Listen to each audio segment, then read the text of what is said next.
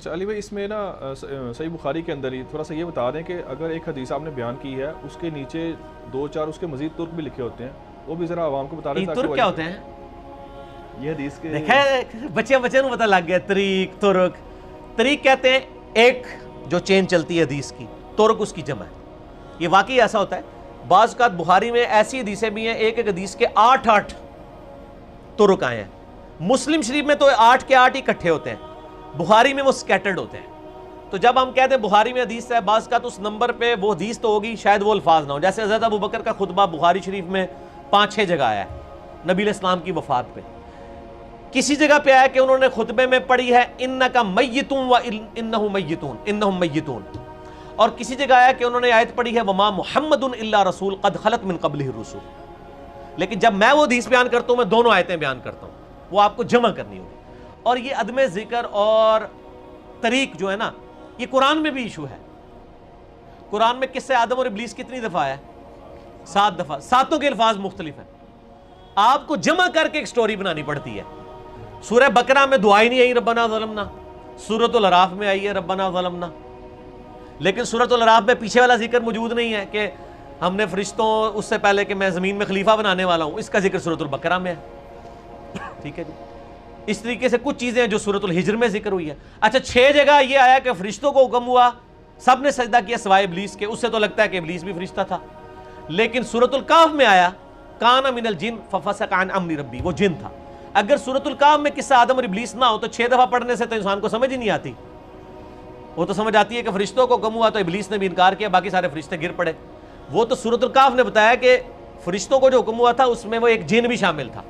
6 جگہ سے تو پتہ ہی نہیں چلتا. تو اس طرح کا عدم ذکر تو قرآن میں بھی ہوتا ہے، تو حدیثوں میں آ جائے تو کوئی مسئلہ نہیں. ٹھیک ہو گیا. اگلا سوال ہے، آپ نے سیدنا حسین علیہ السلام کے حوالے سے کہا کہ انہوں نے عصر کی نماز نبی علیہ السلام کے ساتھ جنت میں ادا کی.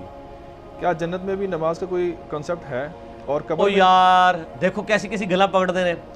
اصل میں نے تازہ طارق جمیل صاحب کی ایک تقریر سنی تھی. اس میں انہوں نے کہا کہ حسین علیہ السلام نے ظہر کی نماز کربلا میں ادا کی اور عصر کی نماز نبی علیہ السلام کے ساتھ. تو سر ہم نے بھی محبت میں کہہ دیا، لیکن ہم محبت میں بھی کہتے ہیں نا تو علمی دلائل کے ساتھ کہتے ہیں، ہم اس کو ثابت بھی کرتے ہیں.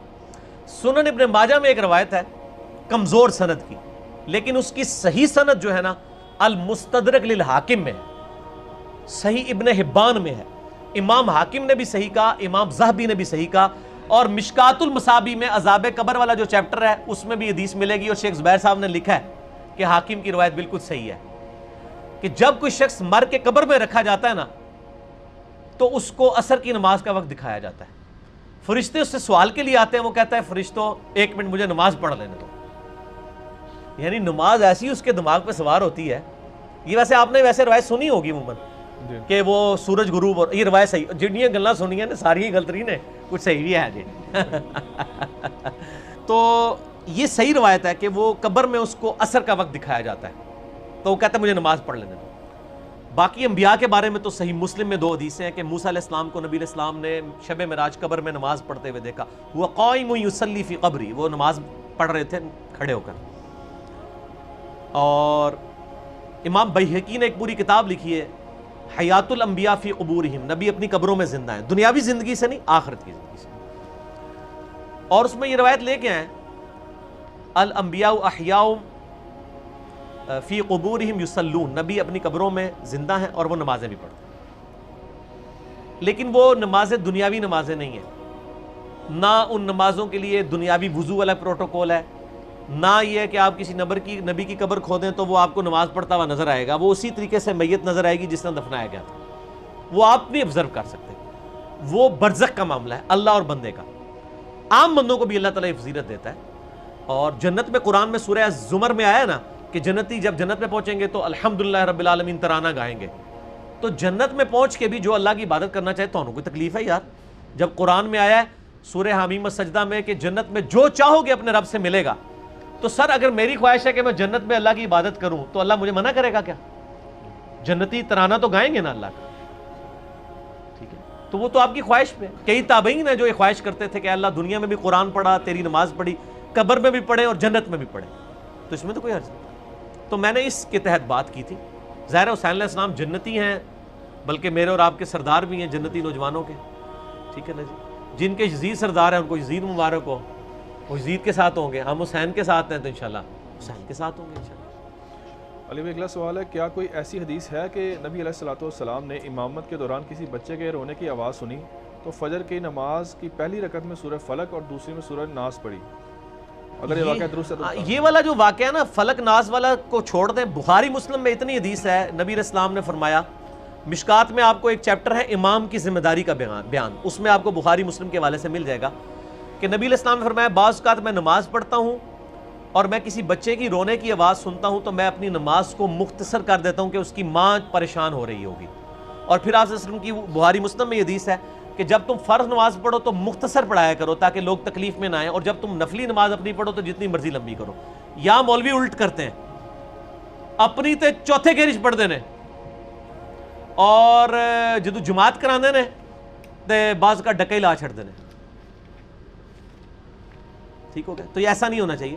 تو سورۃ الفلق سورۃ الناس پڑھی ہوگی۔ ابو داؤد میں ایک حدیث ہے کہ نبی علیہ السلام ایک سفر میں تھے تو آپ نے فجر میں پہلی رکعت میں قل اعوذ برب الفلق اور دوسری میں قل اعوذ برب الناس پڑھائی، اور اس کے بعد آپ نے فرمایا اللہ نے آج مجھے ایسی چیز دی ہے جو کسی پیغمبر کو نہیں دی ہے، مجھے دو صورتیں دی ہیں، سورۃ الفلق اور سورۃ الناس۔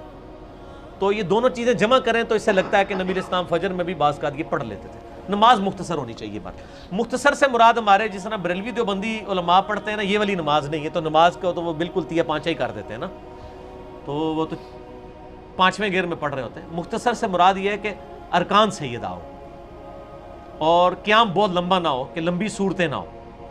مختصر کا یہ مطلب نہیں ہے کہ 3 بار بھی سبحان ربی العظیم نہ ہو، رکوع سے کھڑے ہوتے ہی ایسے ہی چلے جائیں، یہ نہ ہو، پورے تسلی سے۔ اور نماز کا میرا پریکٹیکل آپ دیکھ لیں یوٹیوب پہ۔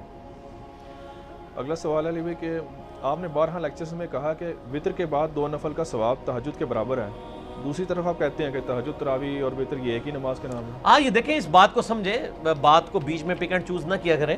یہ مجھے اگلے دن ای میل پہ بھی ایک سوال آیا تھا۔ دیکھیں میں نے ایک لیکچر ریکارڈ کروایا ہے، تراویح 8 یا 20 لاکھوں لوگ دیکھ چکے ہیں، مسئلہ نمبر 20 کے نام سے بھی اپلوڈڈ ہے۔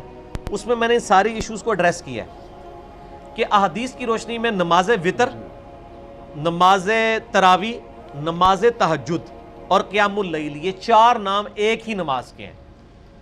بخاری، مسلم، الموطا، امام مالک، ان ساری کتابوں سے میں نے ثابت کیا تھا۔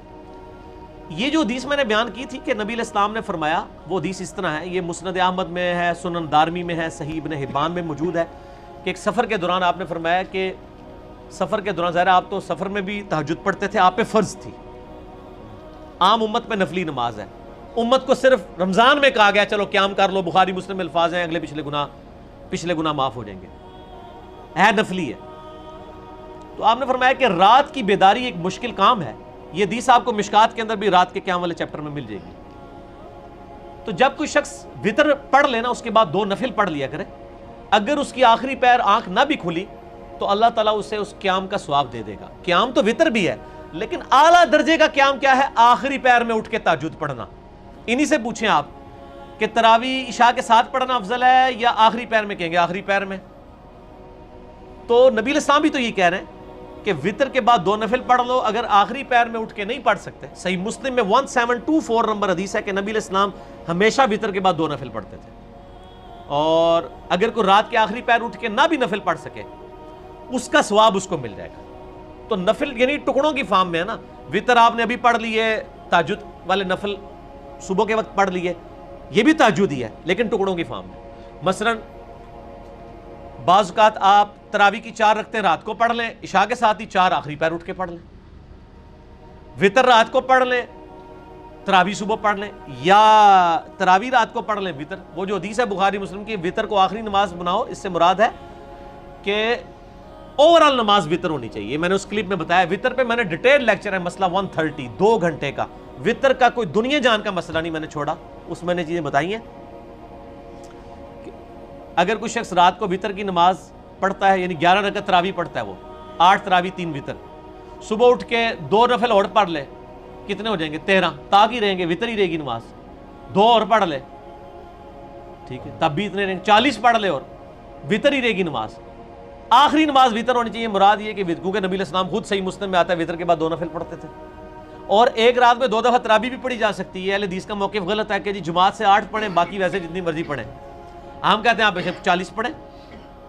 ابو داؤد میں حدیث ہے طلق بن علی کی کہ انہوں نے ایک جگہ قیام اللیل کروایا, پھر وہ اپنے گاؤں میں واپس گئے تو لوگ کھڑے تھے. ان کا کیوں؟ انہوں نے کہا جی آپ تو ہمارے امام ہیں. انہوں نے ادھر جا کے دوبارہ تراویحیں پڑھائیں, تو کم از کم اہل حدیث دے حساب نال 16 دے ہو گئی ہیں. چلو 4 معاف کر دو انفیاں نو, 8 پڑھا کے آئے, 8 ہوتے اور پڑھائیاں, 16 ہوگی نا. جب وطر کی باری آئی تو طلق بن علی پیچھے ہٹ گئے. انہوں نے کہا نبی علیہ السلام نے ایک رات میں سے منع فرمایا کہ 2 دفعہ وطر نہ پڑھیں, کیونکہ 2 وطر 2 دفعہ پڑھیں گے تو وہ طاق جمع طاق جفت ہو جائے گا. اچھا, اس سے یہ بھی بات چلی کہ وطر کے بعد بھی آپ نفل پڑھ سکتے ہیں. طلق بن علی نے وطر کے بعد تراویحیں پڑھائی ہیں, اور جب دوبارہ وطر کی باری ہے ان کا اپنا امام کھڑا کرو, میں اپنے وطر پر بیٹھا جائے, ان دوبارہ میں طاق نہیں بنانا, طاق نو جفت نہیں کرنا. ٹھیک, ایک سوال پہ میں نے 50 جواب دے دیے. آگے ٹور